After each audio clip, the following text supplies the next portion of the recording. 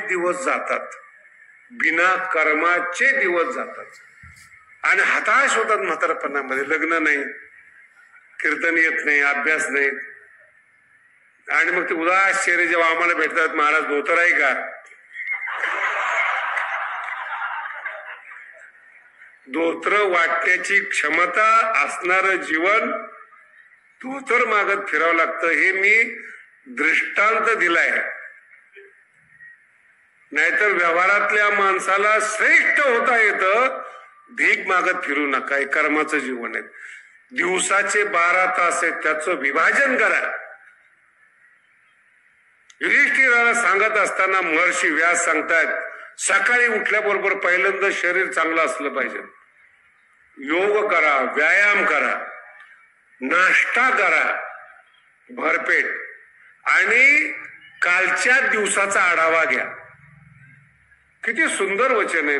म्हणजे काय, आपल्या बँकेत किती पैसे जमा आहेत, किती खर्च केला आपण काल, शिल्लक किती आहेत, कालच्या दिवसाचा बरं का, वर्षाचा नाही म्हणत मी, राज्यकोष याचा आढावा घ्या. मासिक खर्च किती आहे, नोकर किती आहेत, खर्च किती होतोय, इन्कम किती आहे आणि आपला खर्च किती आहे. राजाने हा विचार केलाच पाहिजे आणि हा विचार झाला. आपल्या मंत्र्यांना बोलवून आपल्या राज्यकोशाची, त्याला आत्ताच्या भाषेत जीडीपी म्हणतात, याची परिस्थिती काय, सगळा अभ्यास झाल्यानंतर पुढचा टाइम 10 ते 1-2 वाजेपर्यंत फक्त पैसा देणाऱ्या लोकांनाच राजाने भेटलं पाहिजे. नाही कळालं? आत्ताच्या भाषेमध्ये पेपरला तुम्ही कधी कधी वाचत असाल, उद्योग आणले, ऐकताय ना, त्याचा हा अर्थ आहे. आपल्या राज्यामध्ये उद्योग आणले, नोकऱ्या दिल्या, टॅक्स वाढला, हे इन्कम आहे राजाचं. उद्योग दिले, उद्योग करायला लावले, याचा अर्थच हा आहे. म्हणून जे आपल्या राज्याला पैशाने समृद्ध करणारी माणसं आहेत, फक्त 2 वाजेपर्यंत त्यांची भेट घ्यायची. 10 ते नाही कळतंय तुम्हाला, राजाचं सांगतोय तुम्हाला. आणि 2ला जेवायला बसायचं. जेवताना एकटं जेवायचं नाही, ज्यांच्याकडून पैसे काढायचे त्यांना बसवा. म्हणून तुम्ही दुसरा शब्द ऐकला असेल, परदेशातले मंत्री आलेत, अध्यक्ष आलेत, त्यांना राज, ऐकले ना, राजभोजन पार्टी म्हणतात त्याला आत्ताच्या भाषेत. विदेशातला माणूस आला, मंत्री आला, मग संध्याकाळी त्याला पार्टी ठेवतात. राजभोग, राजभोजन हे संस्कृत मध्ये शब्द आहेत. आणि आता आदरातिथ्य असा नियम आहे त्याचा. आणि मग 2 तास पब्लिकला भेटा. किती तास पब्लिकला भेटा, त्यांच्या समस्या ऐका, त्याच्यावर विचार करा, त्याच्यावर कमिटी नेमा. हे 5000 वर्षापूर्वीचे श्लोक आहेत बरं का. कमिटी नेमा आणि मग संध्याकाळी पुन्हा व्यायाम करा, जेवण करा, आराम करा. असा जर दिवस गेला, राज्य रोज पैशाने वाढेल आणि राज्य कोश जर वाढला तर रस्ते होतील, तर इमारती तयार होतील, तर एज्युकेशन तयार होईल. जर टॅक्सच नाही आला, एज्युकेशनच नाही आलं, तुम्ही माझ्या समोर बसलेले आहेत ना, जर मी तुम्हाला विचारलं इन्कम टॅक्स भरता का, सगळेजण नाही म्हणणार. बरोबर आहे ना? 2-4 लोक असतील बिचारे नोकरीवाले, त्यांचा कटत असेल, नाईलाज आहे त्यांचा. 2-4 व्यापारी म्हणतील आम्ही भरतो इन्कम टॅक्स, पण बाकीचे भरत नाही. चुकीची समजूत आहे तुमची. जेवढे माझ्या समोर बसलेत ना, सगळे इन्कम टॅक्स भरतात. तुम्ही कोणतीही वस्तू विकत घ्या, त्याच्यावर जीएसटी देता का नाही तुम्ही? मग त्याचंच नाव टॅक्स आहे. सरकार एवढं वेड आहे का की तुम्ही मोकळं सोडेल? जीएसटी भरता म्हणजेच इन्कम टॅक्स देत आहेत. तो जीएसटी राज्य कोशात जातो. रोज राज्य कोश वाढला पाहिजे. मी कर्माचे सिद्धांत सांगतोय तुम्हाला. हे जीवन आहे माणसाचं. आपल्याला मिळालेले 12 तास कसे खर्च करायचे त्याची रोज व्यवस्था करा, तर तुम्ही मनुष्य आहात, तर तुमची उत्क्रांती आहे. तास म्हणजे तुमचा पैसा आहे, बोलणं म्हणजे पैसा आहे. न ते जेवण झाले की 3 तास गप्पा आणि नुसते विनोद, आणि त्या विनोदामध्ये कोणाच्या तरी जीवन चरित्राशी टिंगल, याने असं केलं त्याने तसं केलं, त्याने झालं आयुष्य खलास. खर्च करू नका. हे 3रा 4था अध्याय 5वा अध्याय. कर्म केल्याशिवाय तुमची आमची सुटका नाही, आणि हेच कर्म तुम्हाला मोठं करतं. म्हणून ईश्वराला मानण्याची गरज नाही असं श्रीमंताला वाटतं. म्हणून आपण बोलताना त्यांचं ऐकतो ना, जगात सगळं पैसाच करतो, पैसा असला तर सगळं करता येतं. अरे पण पैसा कमवण्यासाठी कर्म लागतं, लक्षात येते. पैसा श्रेष्ठ आहेत, अर्थ श्रेष्ठ आहेत, पण कर्माने येतो. आता ते कर्म कोणतं केलं पाहिजे, झटपट कसं श्रीमंत झालं पाहिजे, त्याचे मार्ग मी ज्ञानेश्वरीतून सांगत नाही तुम्हाला, नाही तर तेच तुम्ही घ्याल. म्हणून कर्म करणं हा आपला अधिकार आहे, आपली बैठक आहे, आपलं चिंतन आहे, आणि हा ज्ञानोबांचा संदेश आहे. आणि जो कर्म करतो भगवंत त्याला आशीर्वाद देतात, आणि तो आशीर्वाद वैराग्याचा असतो. तुम्हाला 18व्या अध्यायातली ओवी सांगतो कर्माचं कसं महत्व आहे. ज्ञानोबा कर्माचं महत्व सांगत असताना सांगतात, स्वकर्म कुसुमाची वीरा. किती गोड शब्द आहे बघा. स्वकर्म, जे तुम्ही तास खर्च करताय तेच जणू फुलं आहेत. एवढा मोठा सिद्धांत पृथ्वीवर तुम्ही पुन्हा ऐकणार नाही. स्वकर्म ज्ञानोबांचा सिद्धांत आहे. स्वकर्माची, स्वतःच केलेलं कर्म, दैनिक कर्म, भगवंत म्हणतात तेच माझ्यासाठी फुलं आहेत.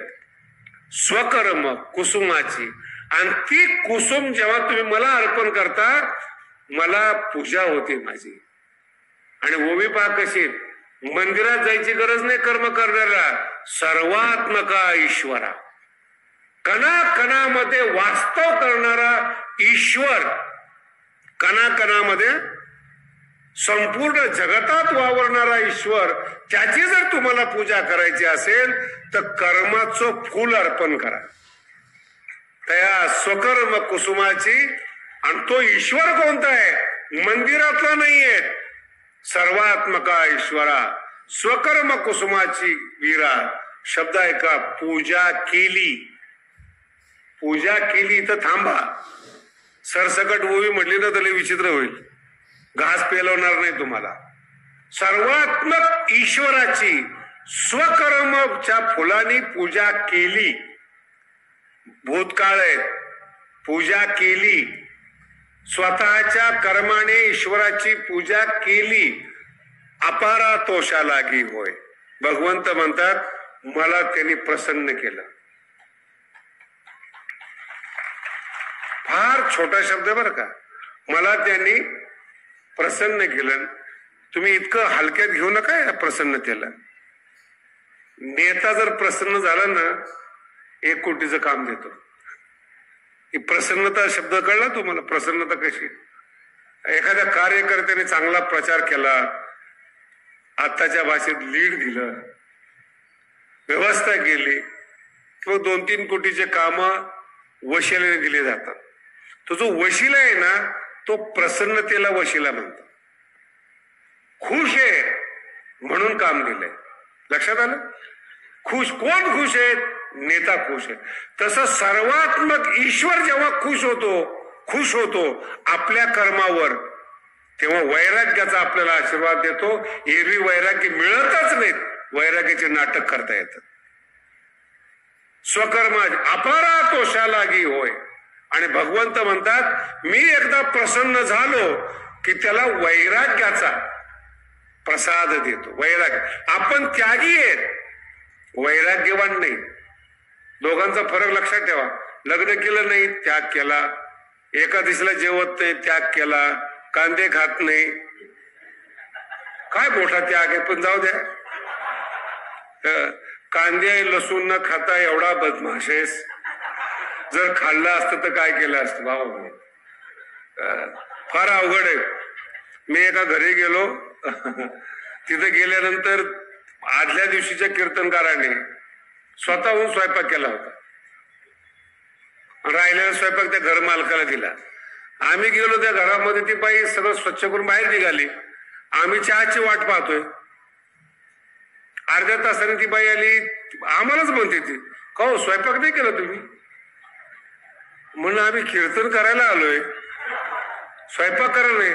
म्हणजे कालचे कीर्तनकार हाताने स्वयंपाक करत होते, आमची पंचायत ना. म्हणलं असं नाही काही, तुम्ही चांगला स्वयंपाक करा. पुन्हा विचारलं, कांदा लसूण खाणार का? लक्षात येते का? तुम्हाला एक रहस्य जाता जाता सांगून जातो. असं का?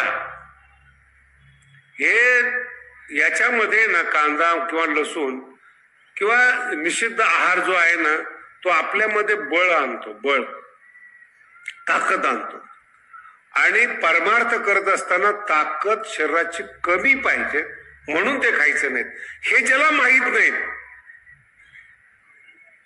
त्याने असा त्याग करून उपयोग होत नाही. ते उलट रागवतं. ते राग कमी करण्याकरता लसूण खायचा नाही. तुम्हाला तरी कळलं का? कांदा लसूण का खायचं नाही? राग कमी व्हावा. आणि हे न खाता जर राग होत असेल तर खाल्ल्यानंतर किती राग वाढेल याचा. त्याच्यापेक्षा म्हणून का खायचं नाही? सात्विक जेवण साधकाचं का असावं? बुद्धी शांत असली पाहिजे. म्हणून मी पहिल्या दिवशी या गोष्टीचा थोडा उल्लेख केला. मी तुम्हाला जाणीवपूर्वक उल्लेख केला की तुम्ही अभ्यास करून बघा. जी लोक चुकीचं खातात तीच बलात्कार करतात, तीच देशद्रोही आहेत, तीच भ्रष्टाचारी आहेत. अन्न आणि ती बुद्धी आपली होऊ नये म्हणून सात्विक अन्न. पण त्या सात्विक अन्नाचा अहंकार नको. मी खात नाही म्हणून जगाने खाल्लं नाही पाहिजेत, मी सात्विक आहे म्हणून जगाने सात्विक असलं पाहिजेत असं नाही. हाच सांगतो जगात 3 प्रकारचे लोक आहेत, सात्विक, राजस आणि हाच रागवतो पुन्हा. हे असं वागणं चुकीचं आहे. याला म्हणतात चूक. म्हणून उत्तम कर्म करा ईश्वराला प्रसन्न करण्यासाठी. हा शब्द विसरू नका. आपल्या कर्मावर माणसं प्रसन्न नाही झाली पाहिजे. माणसं काही देऊ पण शकत नाही. तो माणसं वैराग्य देणार आहेत का तुम्हाला? बोला ना. ज्ञान देणार आहेत का माणसं? वर्गणी देतील, प्रेम करतील, अजून काय पाहिजे ते देतील. पण हे सगळं वैराग्याला घातक आहे. म्हणून कर्म उत्तम करा, पूजा म्हणून कर्म करा. आणि त्या पूजेच्या प्रकारामध्ये भगवंत आपल्याला वैराग्याचा प्रसाद देतो. वैराग्य या शब्दाचा अर्थ काय होतो हे आता आपण उद्या पाहू. कारण की मोठा विषय आहे, चांगला विषय आहे.